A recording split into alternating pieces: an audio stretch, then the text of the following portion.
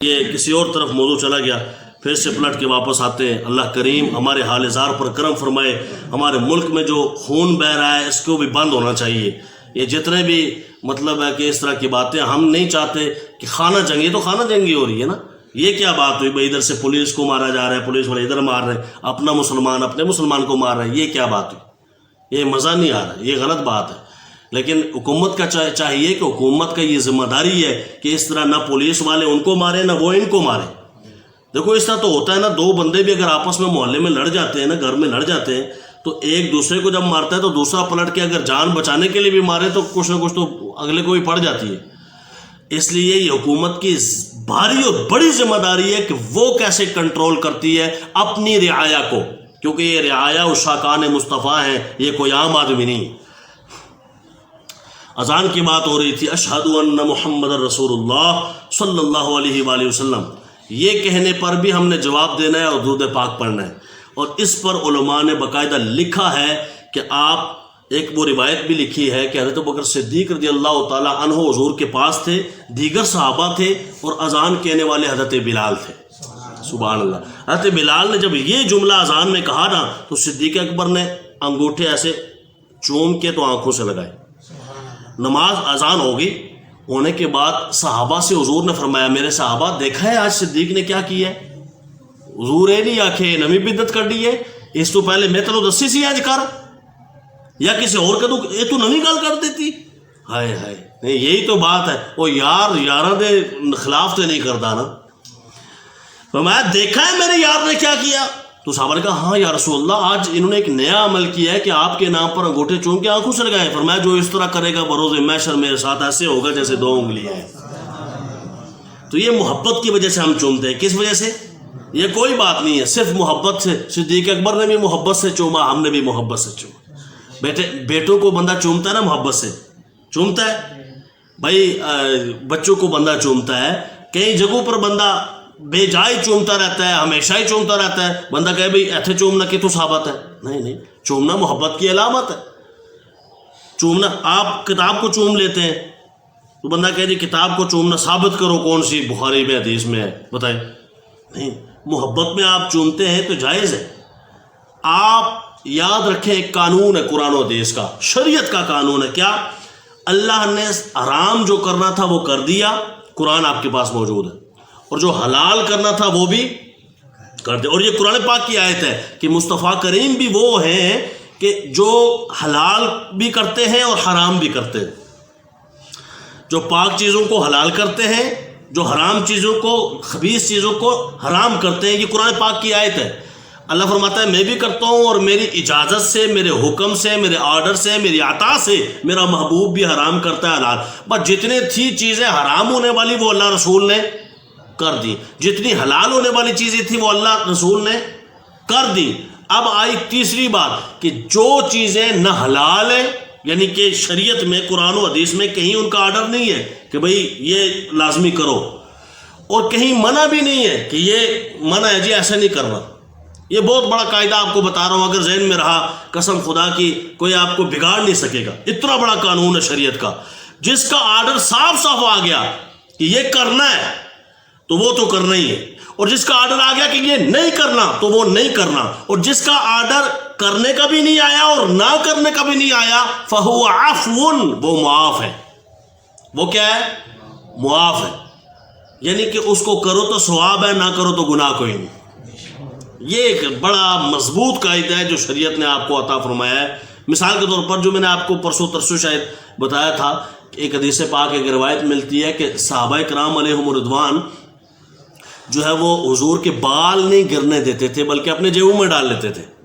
حضور بال ترشواتے تو وہ بال گرنے نہیں دیتے تھے۔ یہ کسی حدیث میں حضور نے فرمایا میرے بال سنبھالو، قرآن میں کہیں ہے، یعنی منع بھی نہیں ہے اور فرض بھی، ضروری بھی نہیں ہے۔ یعنی جب اس کا حکم بھی نہیں ہے، جب اس سے منع بھی نہیں ہے، تو یہ جائز عمل تھا، صحیح عمل تھا، صحابہ نے کیا، حضور نے منع نہیں فرمایا۔ بات سمجھ آ رہی ہے؟ تو اس طرح کا عمل، یہی وجہ ہے کہ حضور علیہ السلام اس دنیا سے ظاہری پردہ فرما گئے تو حضرت ابوبکر صدیق کا زمانہ آیا، پھر حضرت عمر فاروق کا زمانہ آیا۔ تو یہ جو نماز تراویح آپ 20 رکعت جماعت کے ساتھ جو پڑھتے ہیں نا، یہ سب سے پہلے کس نے پڑھی ہے؟ حضرت عمر فاروق نے پڑھی اور پڑھائی ہے۔ حضرت عمر فاروق نے 20 رکعت فرمایا یہ اس طرح جماعت کے ساتھ پڑھنی ہے، اور ساتھ ارشاد فرمایا، کسی نے کہا، ایک نے پوچھا کہ اے عمر فاروق یہ حضور نے نہیں پڑھی تو آپ اس طرح کیوں پڑھتے ہیں؟ کیف تفعل ما لم یفعل به رسول اللہ، وہ عمل آپ کر رہے ہیں جو حضور نے نہیں کیا، یہ کیسے آپ کر رہے ہیں؟ فرمایا نعم البدعۃ هذه، یہ بڑی اچھی ایجاد ہے۔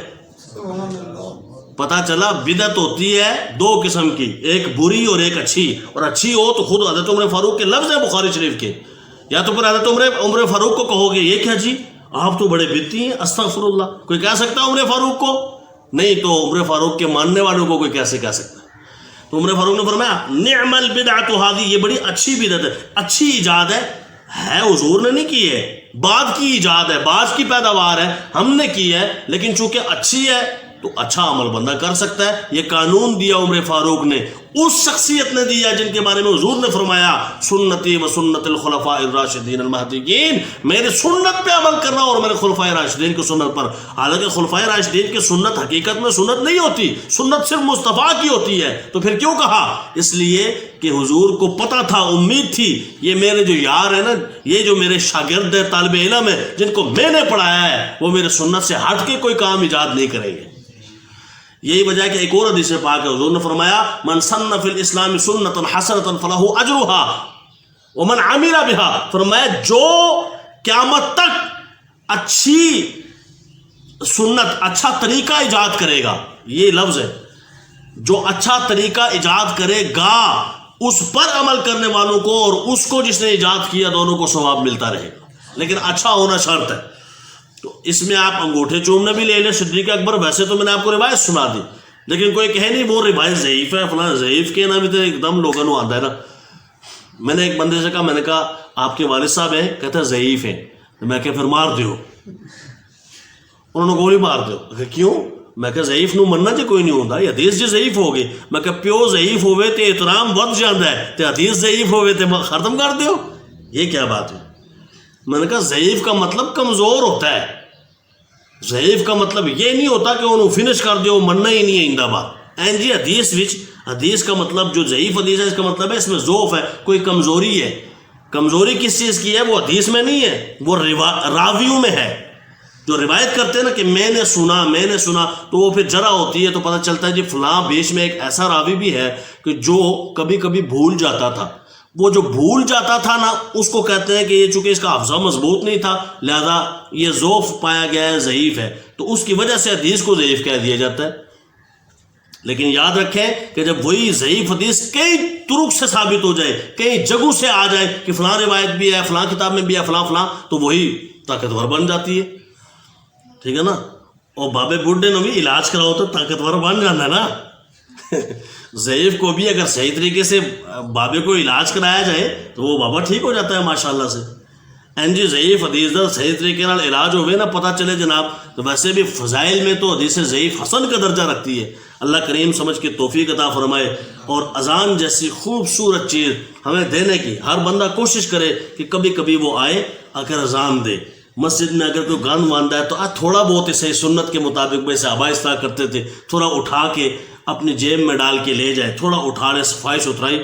قسم خدا کی یہ اتنا بڑا کام ہے کہ میں اور آپ سوچ بھی نہیں سکتے۔ رب کے گھر کی صفائی ہے، رب خوش کتنا ہوتا ہے آپ سوچ نہیں سکتے۔ اللہ کریم ہمیں عمل کی توفیق عطا فرمائے۔ اور جیسے اذان کا ایک مسئلہ اور بتا دیتا ہوں کہ اذان جب ہم دیتے ہیں تو اس سے پہلے ہم الصلاۃ والسلام علیک یا رسول اللہ یعنی درود و سلام بھیجتے ہیں۔ یہ ہم درود و سلام کیوں بھیجتے ہیں؟ یہ اس لیے بھیجتے ہیں کہ حضرت بلال رضی اللہ تعالیٰ عنہ جو مؤذن رسول تھے، وہ بھی جب اذان کہتے تو احادیث صحیحہ میں ثابت ہے اذان سے پہلے وہ دعا کیا کرتے تھے۔